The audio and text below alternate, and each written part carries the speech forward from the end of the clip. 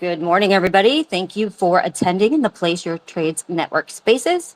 This Spaces is brought to you by Tradeovate, which has a custom web app dedicated to trading CME Group's new daily option contracts, including indices, energy, metals, and now Bitcoin. You can now trade these on the DOM on Tradeovate's main platform as well. They're a great way to get exposure to the futures market with limited risk.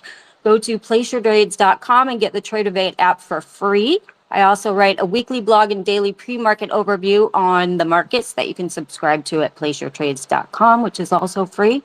I will be doing a summary of this episode with my key takeaways that will be available for download as a PDF. If you're interested in getting this PDF, click on the link in my feed, or links also up in the nest, or go to placeyourtrades.com/spaces to sign up for it. The PDF will be available for download and emailed out to anyone who signs up. All right, Tony's here. All right, I sent you a speaker invite. And now to introduce our guests, we have Dr. Anas Alhajji. Dr. Anas is a keynote speaker, author, and energy market expert. He offers a big picture approach to energy issues that help investors and decision makers articulate the issues and avoid decision biases. His company, Energy Outlook Advisors, is an independent research and advisory firm that focuses on the outlook for energy markets, disruptive technologies, as well as energy-related geopolitics, policies, and security guidelines. He also has a Substack, Energy Outlook Advisors newsletter. Next, we have Tony Nash. Tony is the CEO and founder of Complete Intelligence. Previously, Tony built and led the global research business for The Economist and the Asian consulting business for IHS, which is now part of S&P. He's a frequent public speaker and contributor to leading global media and has served as an advisor to governments and think tanks in Tokyo, Singapore, Beijing, DC, and others. He's also an international advisory board member for Texas A&M University. Last but not least, we have Ralph Schoellhammer. Ralph is assistant professor of international relations at Webster Vienna Private University, where he teaches economics and political science. Besides his academic work, he regularly contributes on national and international broadcasters, including Sky News Australia and The Hill, and writes commentary on political and economic issues in newspapers such as the Wall Street Journal, Newsweek, Unheard, Spiked, Jerusalem Post, Washington Examiner, and American Spectator. He is also an analyst at Hill Tower Resource Advisors. So, Tony, did you get your speaker invite? Just press accept. Because I wanted to start with you since you have a hard stop. Did you get it? Hello? All right. Well, we'll start with Anas while Tony is figuring that out. So I wanted to, Nigeria just banned exports of liquefied petroleum gas, and it's not the first company to ban exports. We just saw this with Russia as well, and diesel. And so I wanted to get your thoughts on if you think this sort of resource nationalism will continue as resources grow more scarce, and what effect will that have on the markets? One item just before I answer this question, Brent is now below $88. Prices are declining really hard, and it seems going to be a very tough day for many people. And of course, oil equities are following that. When we look at Russia and what happened, we have to look at the details and the causes. First, the government subsidized those items. So Russians basically were enjoying cheap diesel and cheap gasoline. Then the government lifted some of the subsidies and people got really angry. And they lifted the subsidies at the time when some refiners were going through maintenance. So they ended up with two things: higher prices and the items are not in the market. So to calm people within certain cities, the government basically decided to curb exports. And the reason why, because companies have two choices: either sell the subsidized diesel and gasoline within the country, or sell it outside the country at the international price. And I know a lot of people talk about the ruble and the dollar and the euro, and Russia is not using them, etc. That's nonsense. Russia is still getting dollars and still getting euros, and the oil prices, whether products or crude, are still priced in dollar. And as the dollar was going up and the ruble is going down, it made perfect sense for the companies to maximize their profit to shift shipments outside Russia. So the government has to intervene to do so. But after they did, few hours later, they discovered, of course, as you know, some politicians do not know some of those details, that we have something called clean products and something called dirty products. And people do not consume the dirty products. It's the industry that uses the dirty products. It is the farmers who use the dirty products. It is the power plants that use the dirty products. So by the second day, they changed the ban and they made it only on clean products while they allowed the dirty products. Why this is important? Because most of the exports are dirty products anyway, and many of them go to countries like Saudi Arabia. They go to Turkey. Turkey export that directly to Europe. So the impact is really limited. It's not that big. Back to you. And Nigeria just said, this is kind of a secondary question, but I was just curious your thoughts. Nigeria just said they could raise production to 2 million barrels a day. How feasible is this? We published a report a few days ago on the occasion of the National Day of Nigeria. It's a detailed report for those who would like to check it out. And in that report, basically, we focus on several ideas. The first one is related to what you asked me about Russian diesel and gasoline. All of a sudden, they have a new president. Of course, this is not all of a sudden, but they have a new president who took office on the 29th of last month. And one of the first orders he made basically was to lift all subsidies on fuel. Sorry, I think I made a mistake here. I think he took over on May 29th. And he ordered lifting the subsidies, and that caused several issues. One of them, of course, prices rose threefold within Nigeria. Unlike what happened in 2012, we did not see demonstrations in Nigeria, but we saw a major decline in demand, about 15% decline in demand. This is historic because we looked at all the countries that lifted subsidies and no one experienced that decline.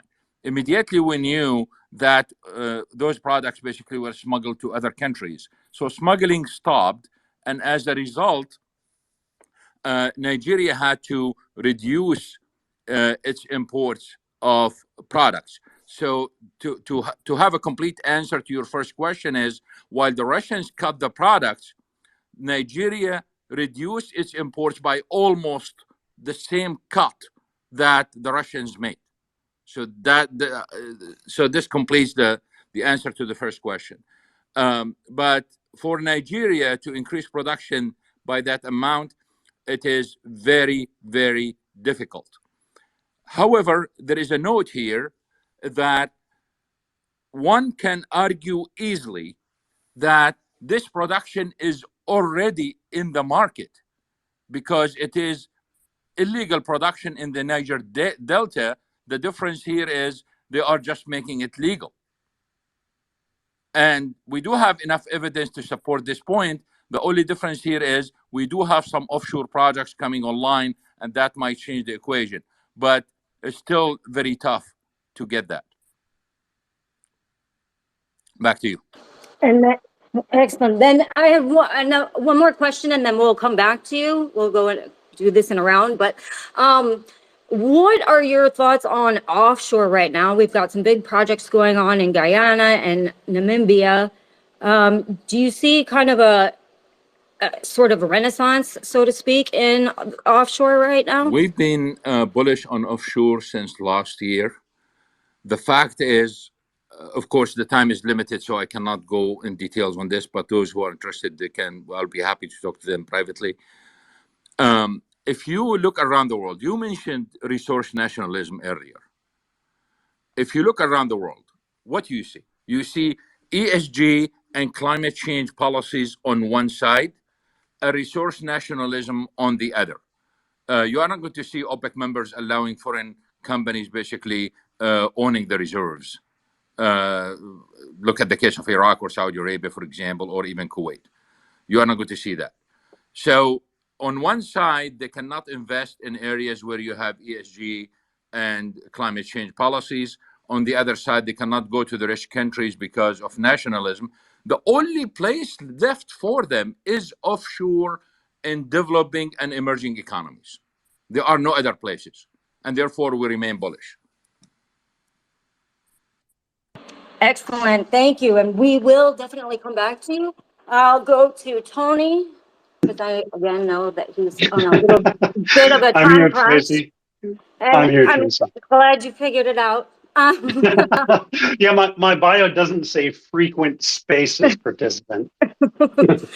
All right, so let's dig into China here a little bit. So while China's property sector implosion hasn't really affected oil prices so much, it has affected base and industrial metals. So what do you see happening with its sector? Is there a bottom in sight, or two, is this an actual controlled demolition by the government?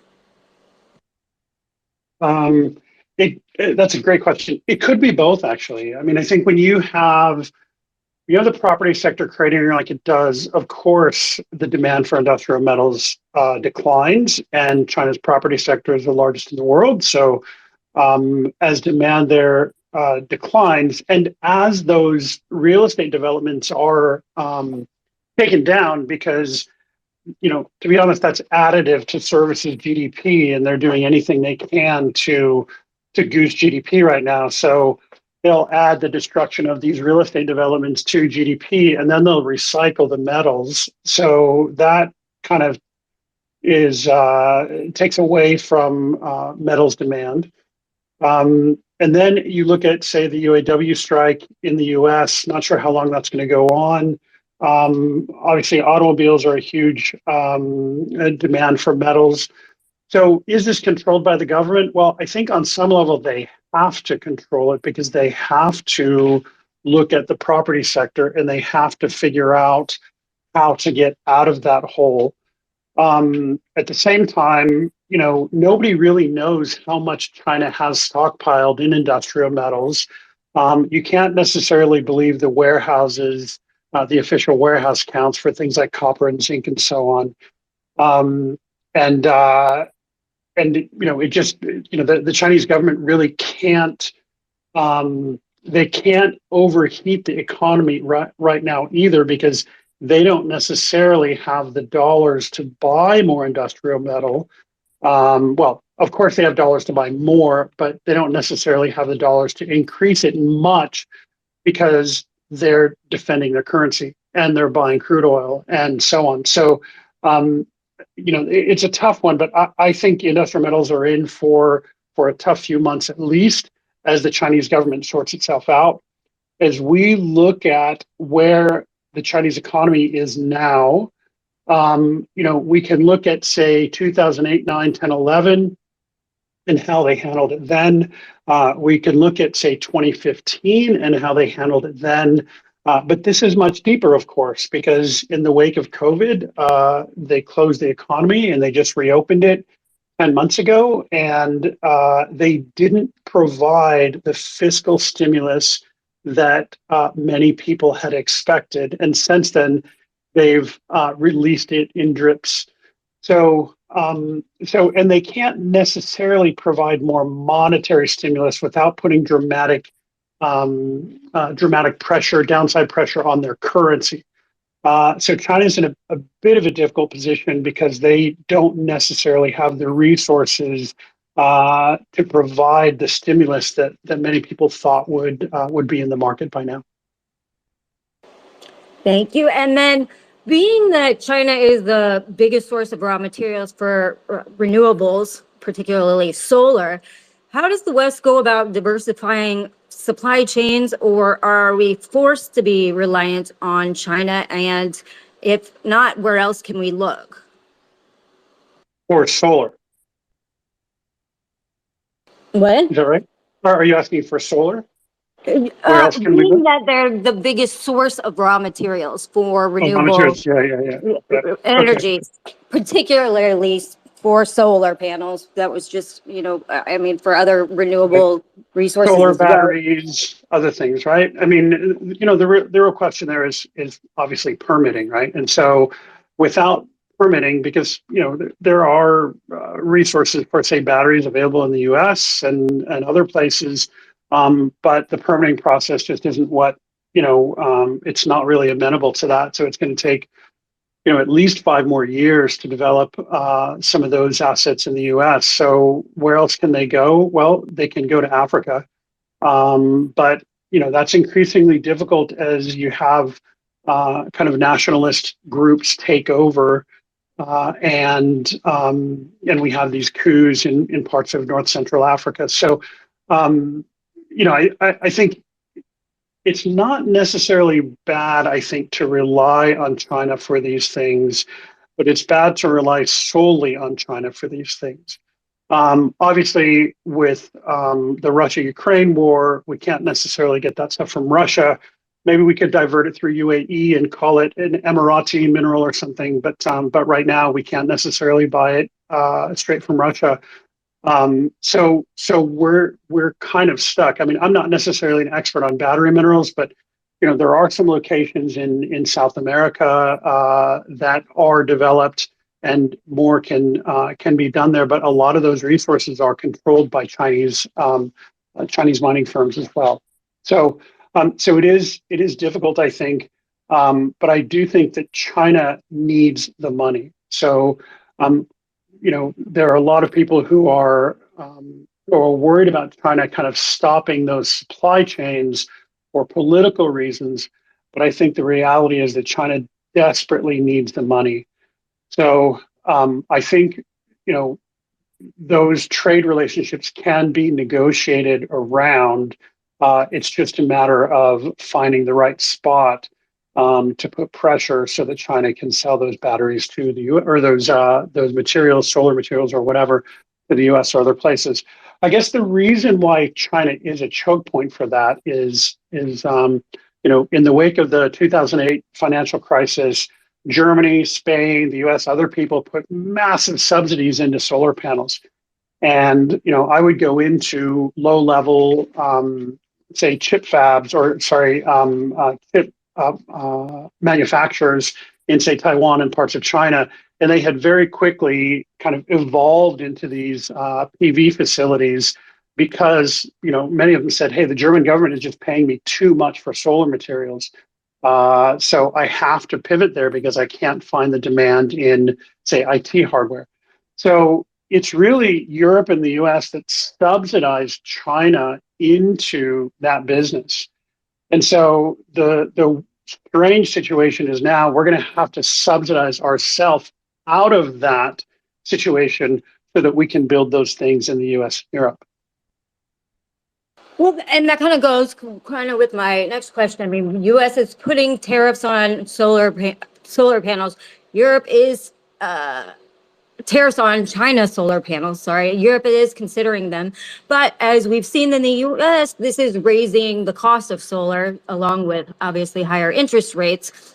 And so, do you think that there are enough subsidies, say, in the Inflation Reduction Act, to kind of offset this and offset these prices? Because so far, we really haven't seen that happening. Instead, costs are raising and profit margins are declining for some of these big solar companies in North America.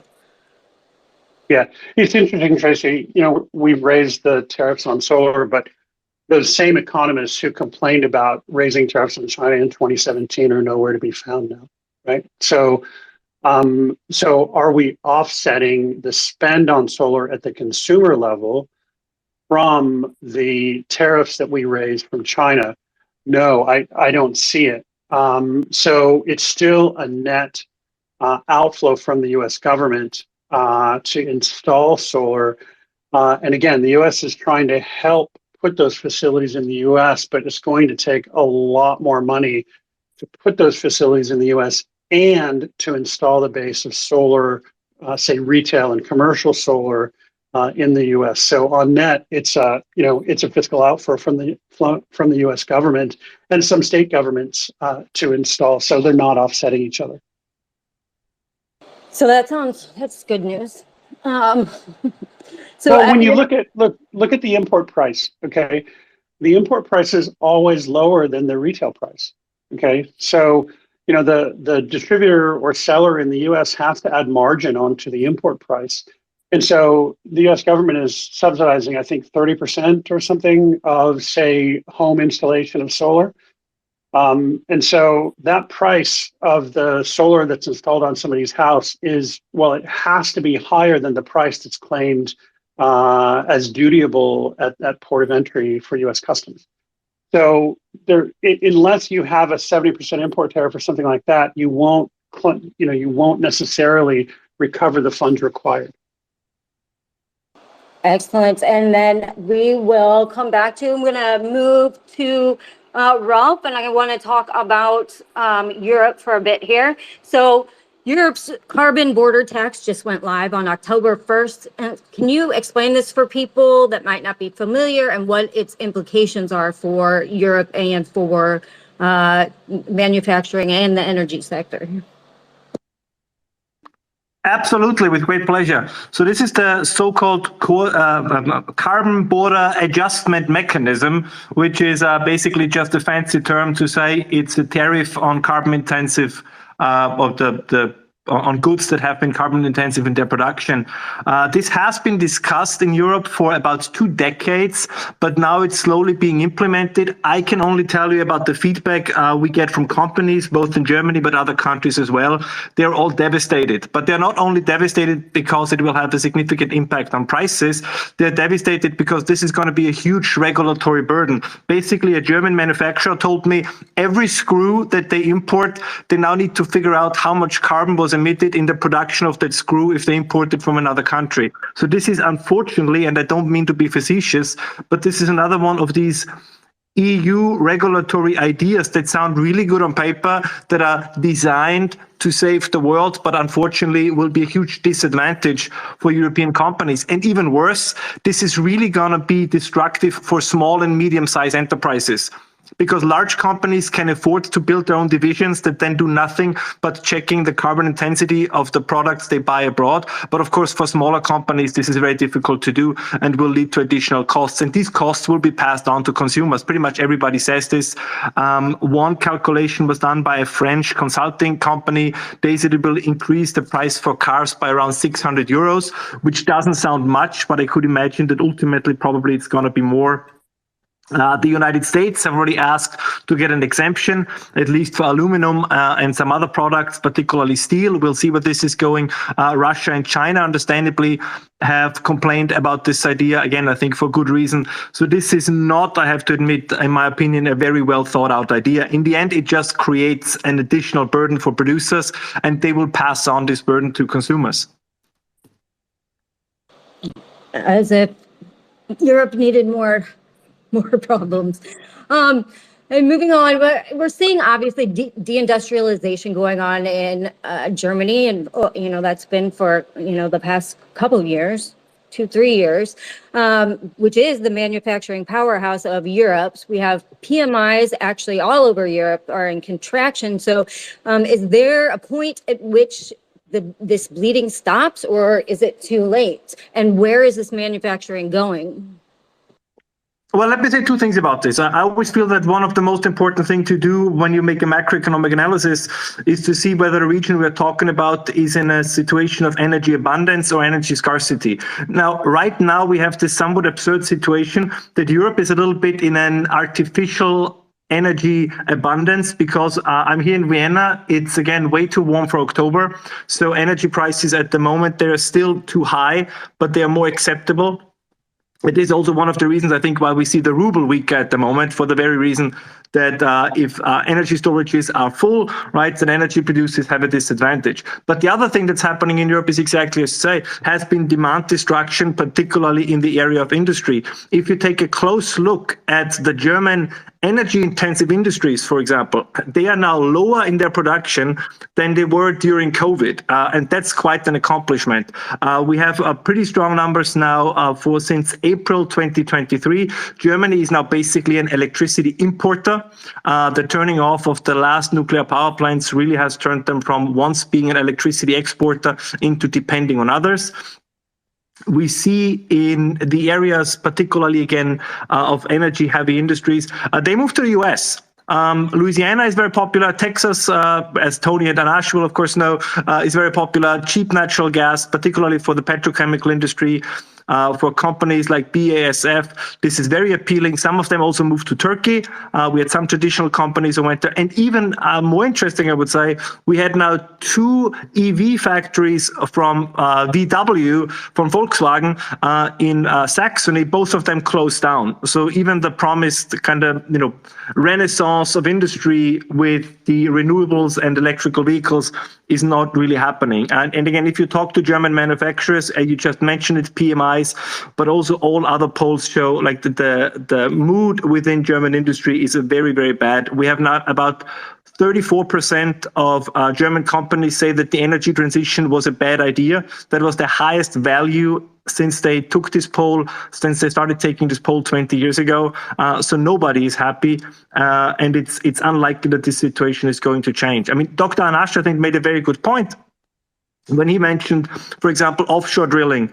And we see this a little bit now in the United Kingdom, where everybody was very excited about the Rosebank oil field, which I think is about 300 million barrels. So that's what the US or Saudi Arabia produce in a month. But if you listen to how the conversation takes place in the United Kingdom, you have a sense that the environmentalists believe this is the end of the world, whereas those who support this believe that now the United Kingdom is the new Saudi Arabia. So it's a very, very intriguing conversation that takes place there.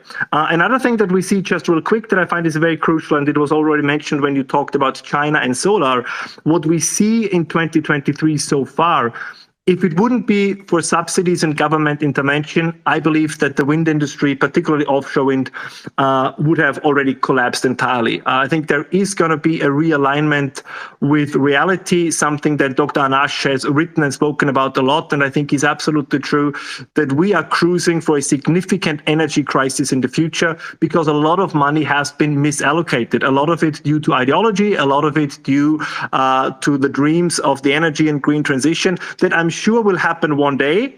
As I always tend to say, I'm sure that the energy transition is inevitable, but it's not imminent. But I think policymakers have acted as if all of this is going to happen within the next 17 years.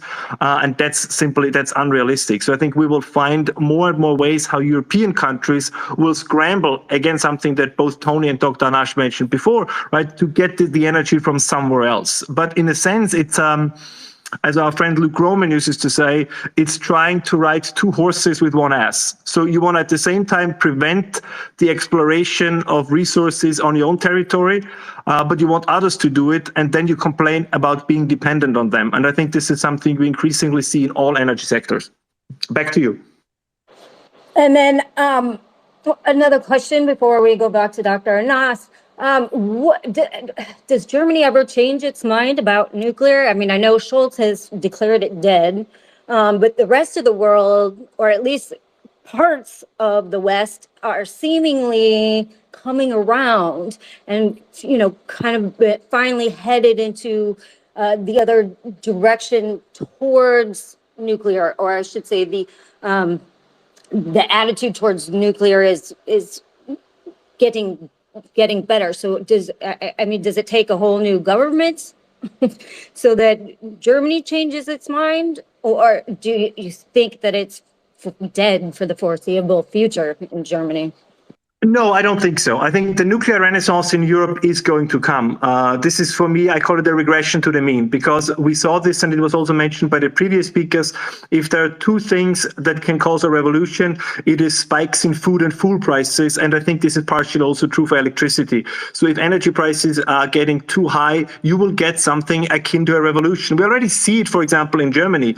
The far right-wing Alternative for Germany, the AfD, is polling second place, and that's only because the Conservative Party consists of two parties, the Conservatives and the Bavarian Conservatives. If you would split them up into two separate parties, which they actually are, the AfD would probably be the strongest party in Germany at the moment, according to polls. And we see this in other countries as well. In Austria, the country where I'm living, the far right is polling number one with a significant margin at the moment.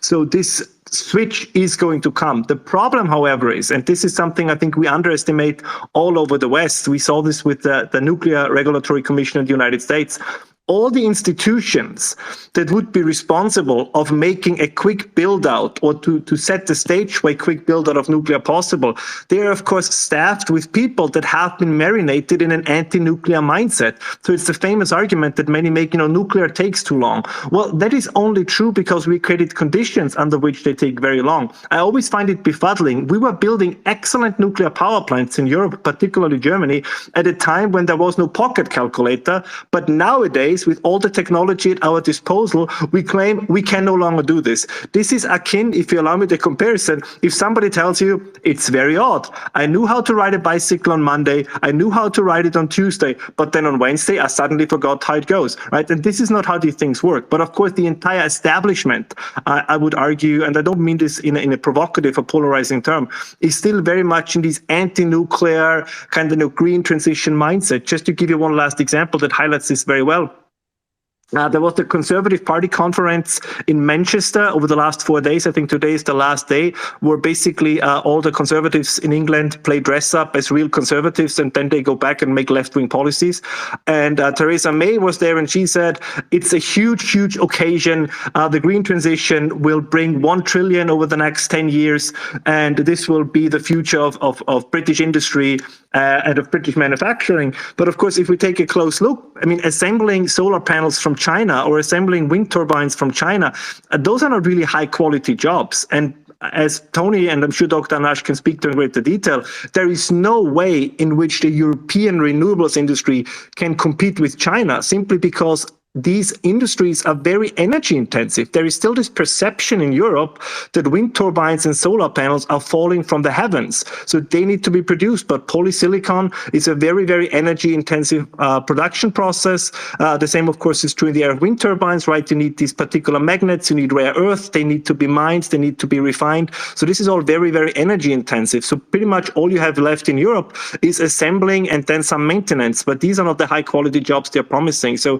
the energy transition economic miracle that, by the way, also the German Chancellor Olaf Scholz was promising just in March of this year. He said, we're going to have growth rates between 5 and 6%. And now we see the German economy contracting. And I go out on a limb here, but I say the German economy will contract again in this quarter. So reality will set in at some point. The question is, how big or how large will the pain be until it does? Thank you. And then, Dr. Anas, I want to switch over to the U.S. here for a little bit. And I want first your thoughts on U.S. shale production. EIA seems to be pretty ambitious as to their output estimates for 2024. So what are your thoughts on this, given lack of capex, duct declines, decline rates of shale wells, and idled rigs? I mean, does this catch up to production at some point, or does it matter?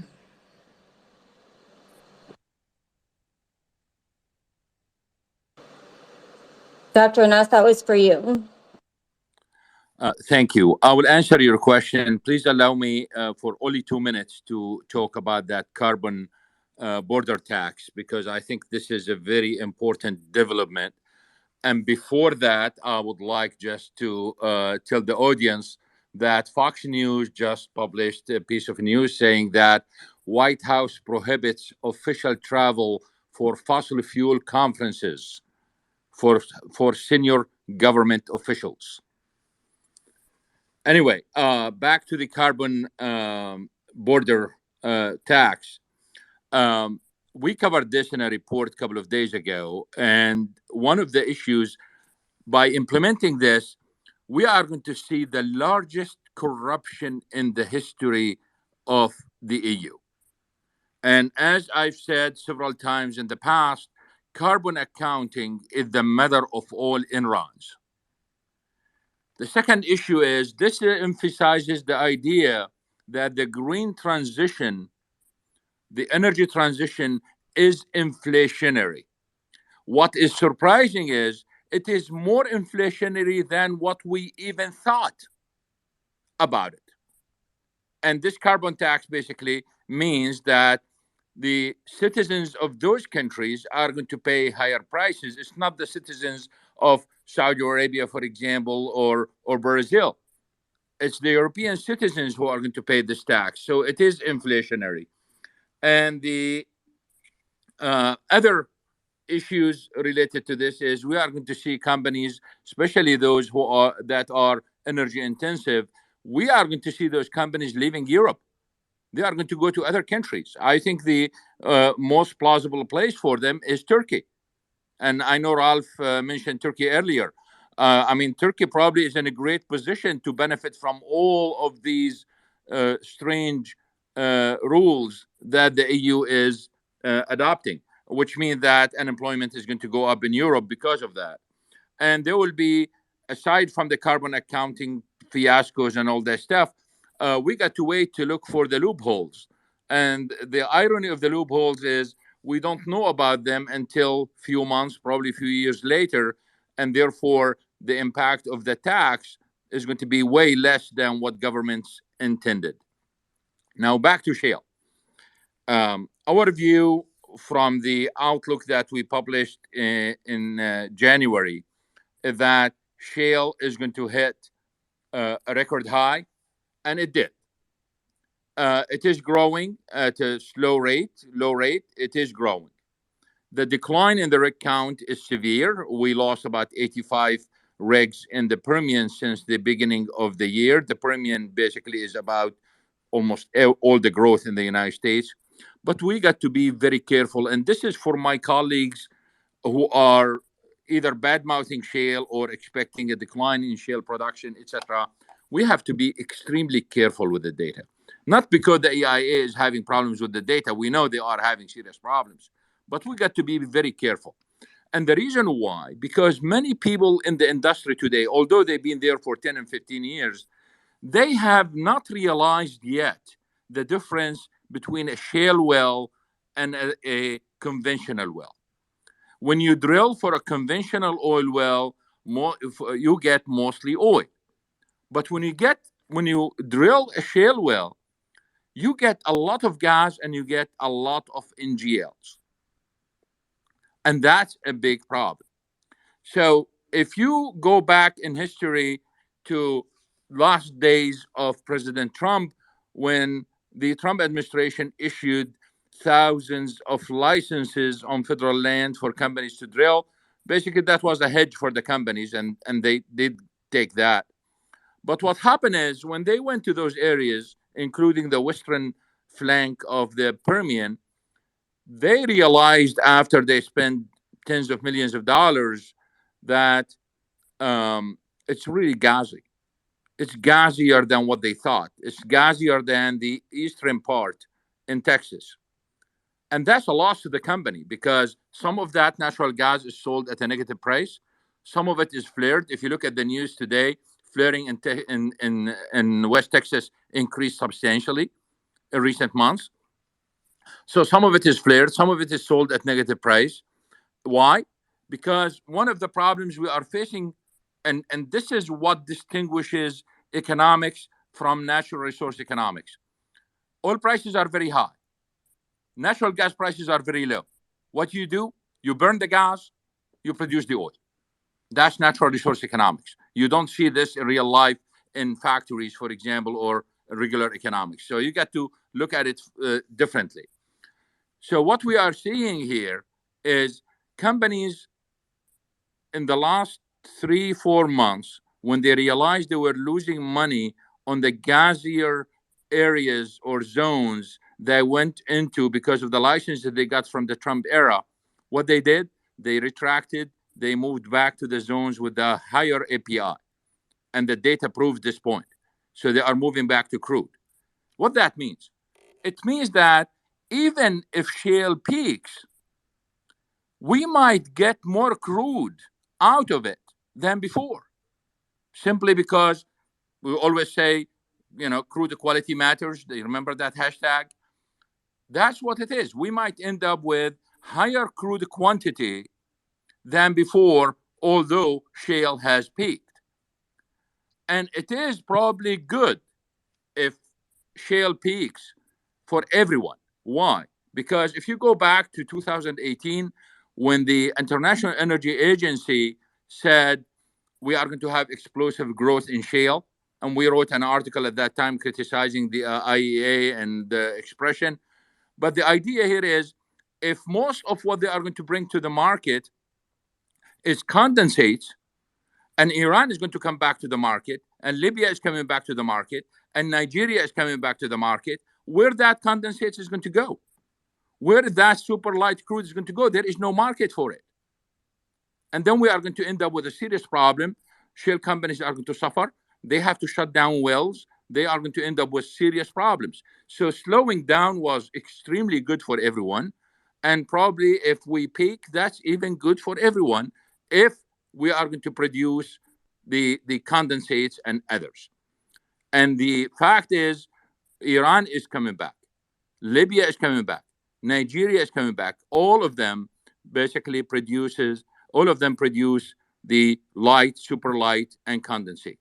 And finally, let's face it, the only reason why shale reached China and India are the sanctions that are imposed on Iran and the problems that Nigeria and Libya has. Without those, there was no way that U.S. shale would have reached China and India. Back to you. And then, what are your thoughts on, the U.S. just issued their 5-year offshore sales plan and really only included 3 sales, where in prior years, the 5-year plans have included, 11 to 40 of these sales. So how is this going to affect the U.S. in the longer term? Generally speaking, the activities in the Gulf of Mexico were slowing down for a long time, and we've seen some recovery just since last year. So the impact on what we already have is not that big. So we are not going to see a major, the Gulf of Mexico is producing about 1.8 million barrels today. We are not going to see a major decline aside from whatever the hurricanes cause in this case. But the message, and that's where the energy policy is going wrong. The message that the Biden administration is sending from this news that I mentioned earlier about not allowing officials to be in major oil and gas conferences. This is very silly. If you want to make change, you have to be at the table. That's the only way the people that can hear you. If not, then you are not there. You are not going to be heard. But the other issue is they are telling the oil majors, especially Exxon and Chevron, they are telling them, look, go overseas, go to Guyana, go Brazil, go to East Africa, go to West Africa, wherever you can go, don't be near me. And that's a sad story. Back to you. Thank you. Tony, do you have time for a couple of questions? I know you had a hard stop. Yeah, sure. Anything for you, Tracy. You are the best. Thanks.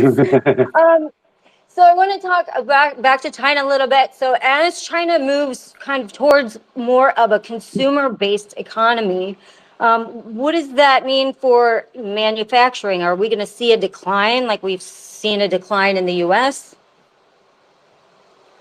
Well, excuse me. Well, China has supposedly been on in the transition to more consumer-based economy for almost 30 years. So, it's not necessarily happening. It's happening, I would say, incrementally, but not substantially or significantly. So, the problem with the centrally planned economy that China has, and one could argue, yeah, China's a private sector economy. Yes, there are portions of the China as a private sector economy, but much of it is planned through policy and through incentives and other things. And you could argue that a lot of governments do that. But will there be more demand in China? Well, they can't necessarily have more demand in China until China has the social safety net that the West has. So, meaning China needs to have a social safety net for when people overspend, go bankrupt, fail, other things, because that allows people to buy more things and potentially overspend. Because let's face it, the West has succeeded on people overspending. The US is kind of the prime example of that. But until China has that basis for its economy, which it won't, because it has to spend too much to bail out the real estate sector and the steel sector and all these other sectors in the Chinese economy. So they can't extend that to consumers. It's coming as an indirect subsidy through jobs from either the state or from companies receiving regulatory protection or subsidies or whatever from the state. So that is not happening at the rate that it needs to happen. We've all heard that China will get rich or China will get old before it gets rich, of course. And so, China really only has 10 years left to make this transition before it's old, because people just aren't interested in making babies in China. So, are they going to do that over the next 10 years? Well, if they were going to do it, they would have started it earlier in Xi Jinping's regime. But they have not. So they're not going to do it. There's no interest in doing that. The guys at the top are interested in keeping the status quo because they're worried about the CCP losing power. So what does China need to do if they wanted to develop a consumer underpinning of their economy? Well, obviously they would have to build that social safety net so people felt comfortable overspending, taking risks, and so on. Okay. They would have to probably stop a lot of their overseas funding of infrastructure projects and other things, and so on and so forth. So, because China can't really, they can print more money, but they've already got at least 2 times their GDP and money supply out right now. So it's really hard for them to print a lot more money to fund things overseas, which are nominated in dollars, and it all becomes very ugly very quickly. So I just don't see, that's a very long way, Tracy, of saying, I just don't see that happening. It's not going to happen next year. It's not going to happen in 10 years. China will remain an industry-led economy. It will not transition to a consumer-led economy. Thank you. And what are your thoughts on India and growth there, manufacturing and otherwise? Are they a young China, so to speak? No. Now I have an India bias. I love India, but India has to take a hard look at corruption, has to take a hard look at infrastructure. One of the huge benefits that India has is they have an amazing workforce. Okay, very innovative, very smart, very capable. But corruption is a very large factor in India, and infrastructure is also a very large factor. I know they've been working on infrastructure. We've seen a lot in media about corruption fighting in India, but I don't believe it. So until corruption is handled in India and until infrastructure is improved dramatically, I don't see it as a little China. So, back in the day, say that, in the 2000s, how was China successful for for Western investors? Well, a car would pick up a Western investor at the airport, and from the airport to the industrial park, it was absolutely beautiful, and that was all well planned out by local officials. Okay, so that drive, there was, there wasn't, garbage in the, in the canals near the road. There wasn't, too much traffic and so on and so forth. Now that, of course, changed over time, but India hasn't necessarily got that down. If you fly into Mumbai, for example, it is crazy to get from the airport to your hotel, and you see, if Westerners who've never been exposed to India see some things that they, that shocks them, quite frankly. So India really has to look at a lot of the kind of those type of surfacey issues in terms of marketing their industrial capability. No one questions India's services capability, but the industrial capability is something that foreign investors need reassurance on, and that infrastructure and those factors, kind of those feel-good factors, really need to be addressed. Thank you. Now Thank back to Ralph. I wanted to talk about this Armenia-Azerbaijan conflict in the aspect on how it relates to energy, or how it will affect energy in Europe. Well, I think that the first observation is that just a couple of months ago, Ursula von der Leyen, the president of the European Commission, was visiting Azerbaijan and was hailing it as the new kind of reliable partner for Europe and a keystone in the new independence from Russian gas. And I think it shows that the problem is these days the only countries who are willing, with the exception of the United States and a few others, Norway, for example, countries that are willing to exploit the natural resources are very often politically, let's say, problematic countries. And I don't necessarily mean this in a moral sense, although that would be a separate debate I'm happy to have, but simply these are areas that are geopolitically very unstable. So I think Europe is just kind of repeating past mistakes now in a different area, or as Talleyrand would have said, they have learned nothing and they have forgotten nothing. And I think this is kind of what we are seeing now a little bit.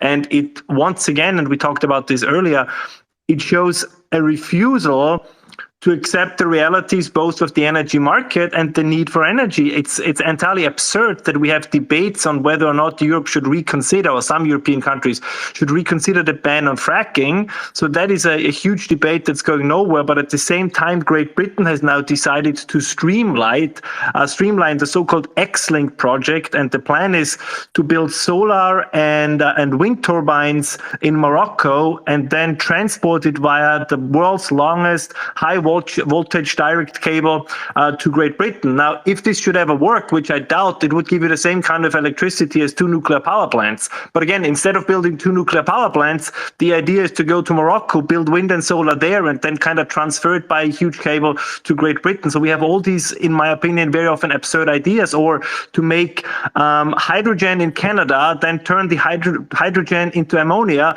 then bring the ammonia to Germany, and then kind of reverse the entire process and believe that this is an efficient way of ensuring your energy supplies. And we see the same again now with Azerbaijan. We will see, by the way, the same with European countries traveling to all over Africa to secure resources there. I mean, these are very unstable places. We have heard, Tony has talked about it, Dr. Nash has talked about it, what's currently going on in Africa. None of the regimes there is stable. None of the countries there is stable. France experiences right now. They certainly relied in some areas on their former colonies for resources, and they see that this is probably no longer going to be possible. So again, as I said before, this is an attempt to ride 2 horses with one ass. You cannot tell your population we're going to make the massive energy transition, when in fact all you do is to outsource your energy needs to other countries. And again, some of them are more reliable, the US, some of them might be less reliable, as we saw with Russia. But even these countries have their issues. Dr. Nash has been speaking about this in the past, but imagine an intensive hurricane season in the Gulf of Mexico. So there can be a situation situation where simply LNG from the United States is no longer reaching Europe. Currently, everything looks well because the temperatures are very high. So we have not a strategy in Europe. We are simply rolling the dice on the weather. So far, we have been lucky, but it's unclear whether this will remain this way. And I think, again, we are actually risking more and more with outsourcing our energy needs further and farther away.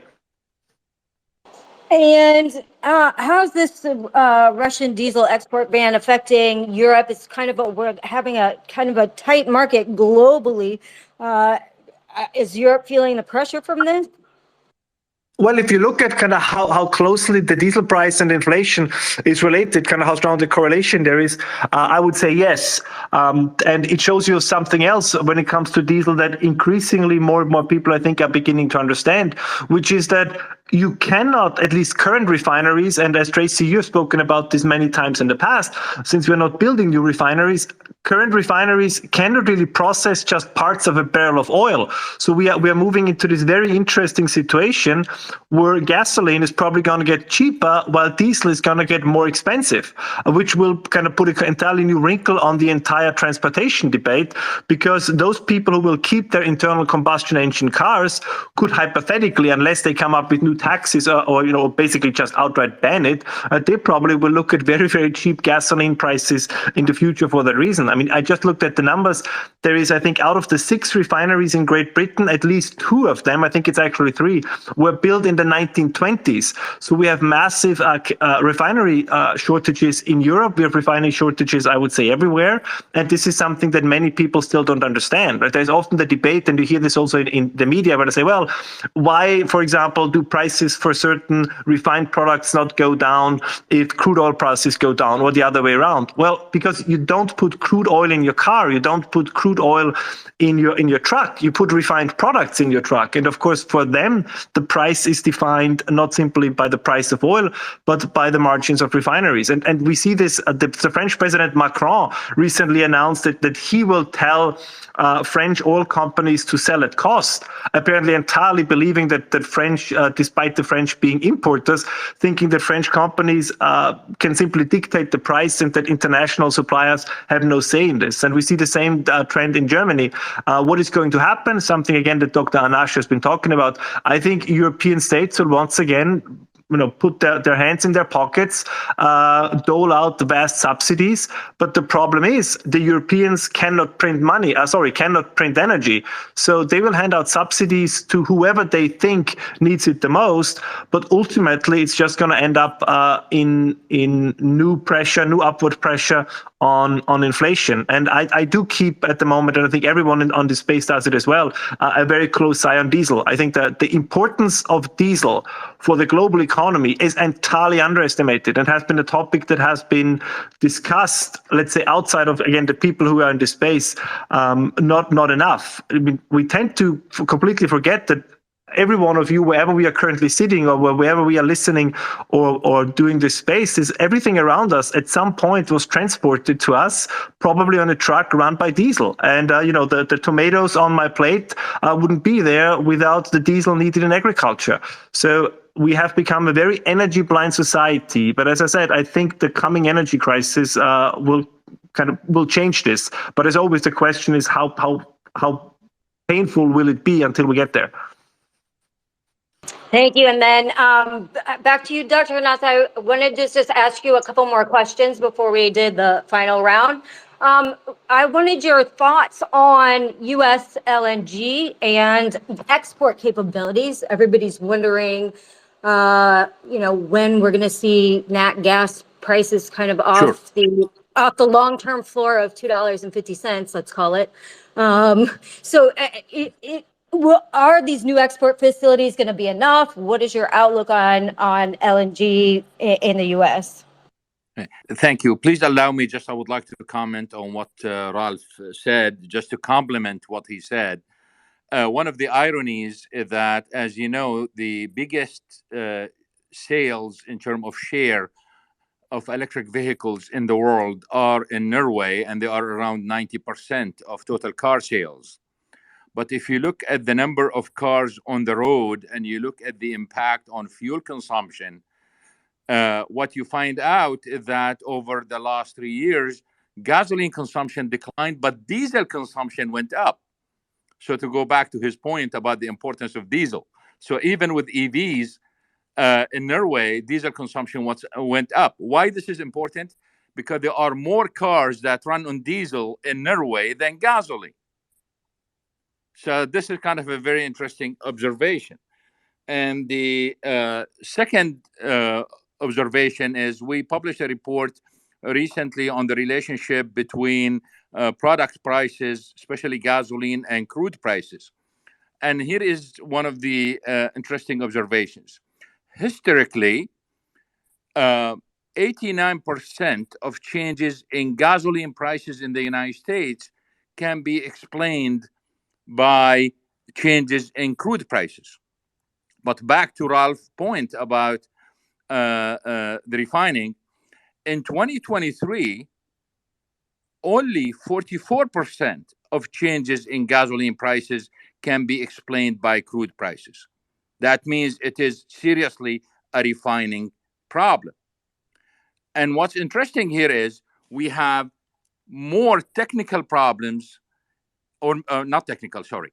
We have more mechanical problems in US refineries right now than ever. Why? Because they are old.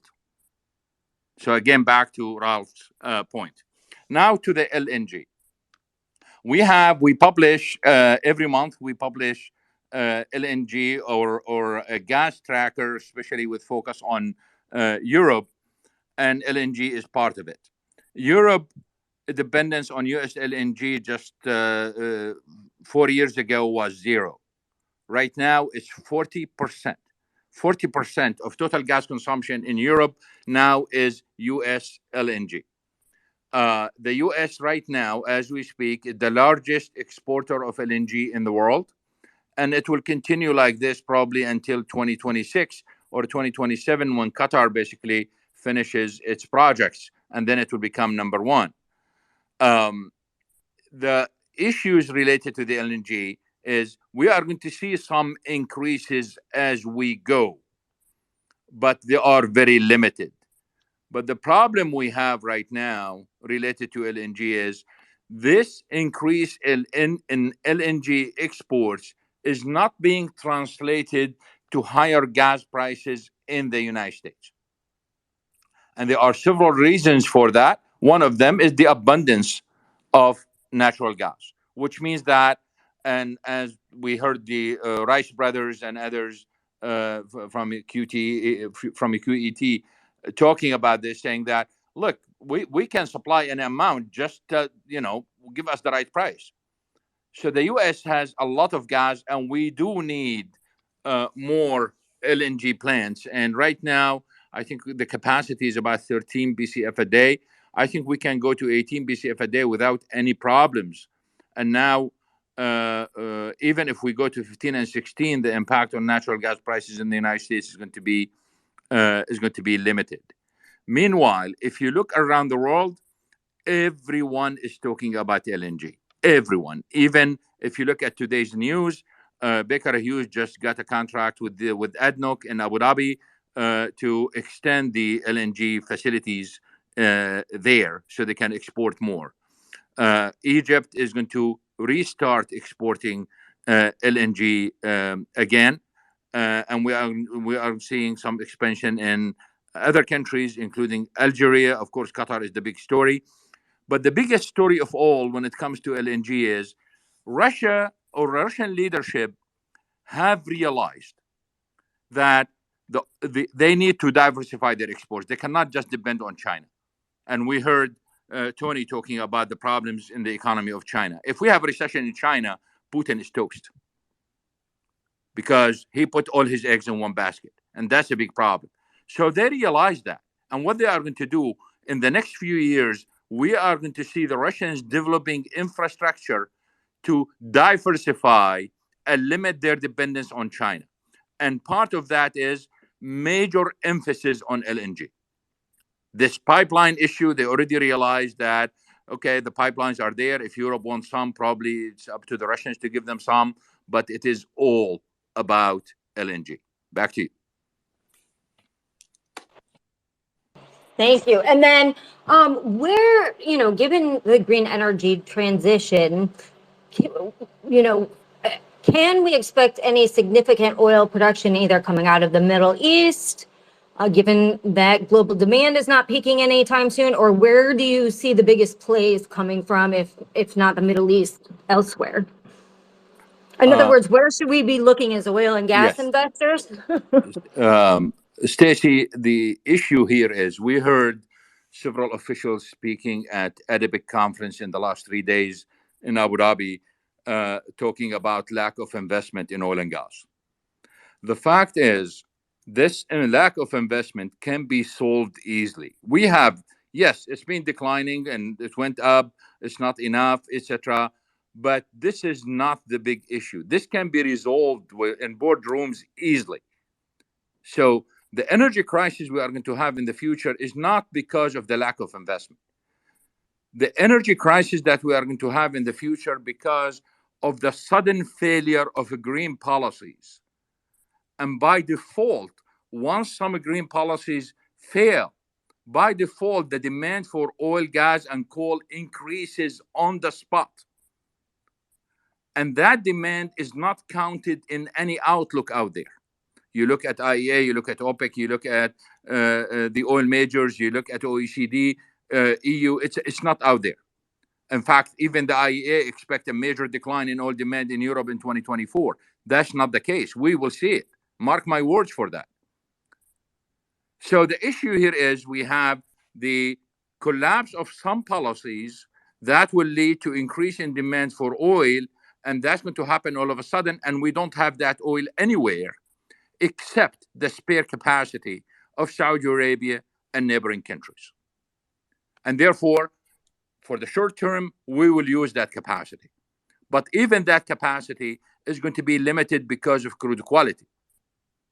So if shale is not growing and the spare capacity is limited, it will take time for investment to materialize. So we are going to go through a period, probably about 2-3 years of high prices, recession, problems, etc., until energy markets balance back. The final point, I know we are running out of time. The final point I would like to emphasize here is that the main lesson, or one of the main lessons we learned from 2022, is the substitution among energy sources right now is very high. And we have not seen this before in a way that's kind of really, really worth academic research, a lot of academic research. If wind stops in the UK, all of a sudden demand for natural gas increases, plants trip, we end up with higher demand for LNG.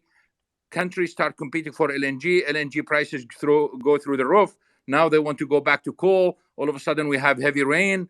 Heavy rain basically floods the coal mines in India and China, and everyone is scrambling. We end up with power shortages. Power shortages lead to private generation. Private generation leads to higher demand for oil. We never seen these developments before like that. And all of this happening quickly. It's not like taking time. People want the energy. And this is the price of urbanization, because once people move to the city, they want electricity and they want it now. They want internet and they want it now. It's not like before we can wait until tomorrow. No, we cannot wait until tomorrow. So all those changes basically are changing everything else. The final point is this. Energy demand, energy in total, has been increasing substantially worldwide at a very high rate. If you look at emerging economies and developing economies, the rate is very high. What does that mean is when they adopt solar and wind, they are barely meeting the growth. And therefore, solar and wind are not replacing traditional sources. Solar and wind are barely meeting the new demand. And you are not going to see a replacement. Look at China, look at India, look at Egypt, look at South Africa, look at others. They are using more coal than ever, and they will continue to do so. And Western Europeans, leaders, especially leaders, they have not understood this idea yet. There is no way you can use solar and wind as a replacement in those countries when energy demand is growing at this rate, at this high rate. That's why we are seeing some people right now talking about degrowth, which is a disaster for countries. Tony talked about India. It would be a disaster for a country like India. And that's why what we see today in COP28 and what we are going to see in COP28 at the end of November, that the whole narrative, the whole Western narrative of climate change is changing. And it's changing starting from the European governments, starting from the European oil majors, and it's supported by China, India, the Middle East, and various oil companies, and Africa and Latin America too. So we are going to see a major change that will lead to higher demand for oil, gas, and coal. Back to you.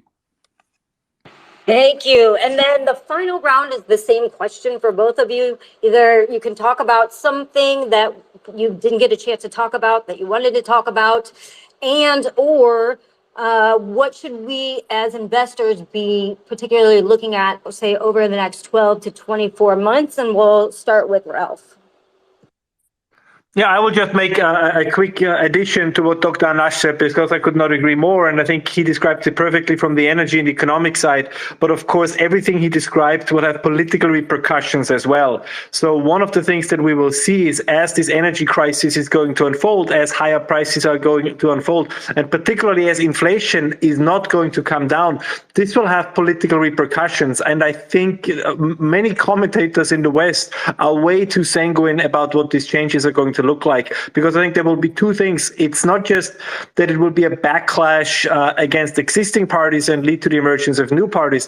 I think that even the potentially positive ideas of environmentalism or net zero or the energy transition will be put up for debate. I think this is something that we are entirely kind of blinding ourselves to, that this energy crisis will lead to shifts in the political landscape that then will feed, I believe at least, will feed back into the energy question. So as we said before, I think in about a decade or so, we'll see a nuclear resurgence in Europe. I think we will at some point see the lifting of fracking bans in Europe. I think all of these things are going to happen. But on the way there, I think there will be significant economic pain. And in the worst case, for which of course nobody hopes, but in the worst case, this could bring some very, very, let's say, unpleasant parties to the top of the polls and to the top of elections. And what I fear is that then governments will scramble, and we already see this a little bit, and I don't want to shift the topic of the conversation. We see then governments trying to kind of eliminate this political threat by making laws to make it harder for these parties, right? It's then,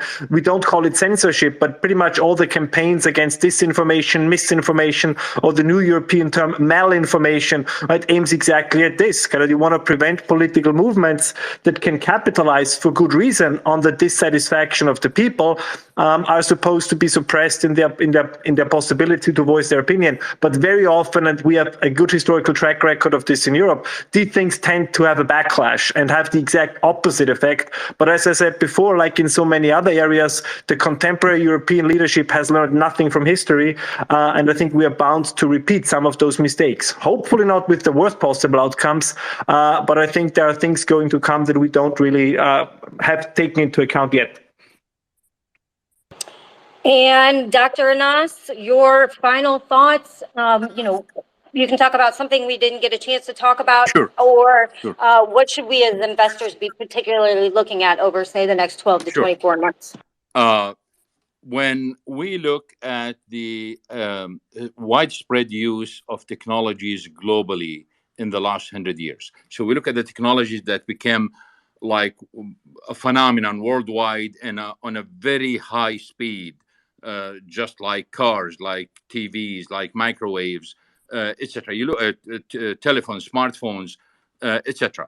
You look at all those technologies. What is common among them? What is common is that they give people more freedom. What is common among them is that give them more mobility. What's common among them is they save time. What is common among them is we see declining cost over the long term. So compare all those characteristics to what we see with electric vehicles. And that leads to one conclusion, that yes, all technologies initially that grow, they have the same slope. But we cannot extrapolate, because I strongly believe that the growth of electric vehicles is going to be limited. And therefore, the demand for oil and gas is going to be higher. The irony is, if I am wrong, then the demand for coal is going to go up. And if I'm right, the demand for oil and gas is going to go up. So again, the oil and gas play is still the play. Back to you. Excellent. Thank you. And I want to thank both of you and Tony, who had to leave, for taking time out of your day to speak to us today. And I'm sure that our people listening are very happy as well. So I'd urge everybody to follow these people on Twitter. They always post a lot of really good information. Always follow Place Your Trades to find out what else they have going on over there. And with that, I want to thank everybody for joining us today. Thank you to our speakers, and we will see you next Wednesday. Have a good day, everybody.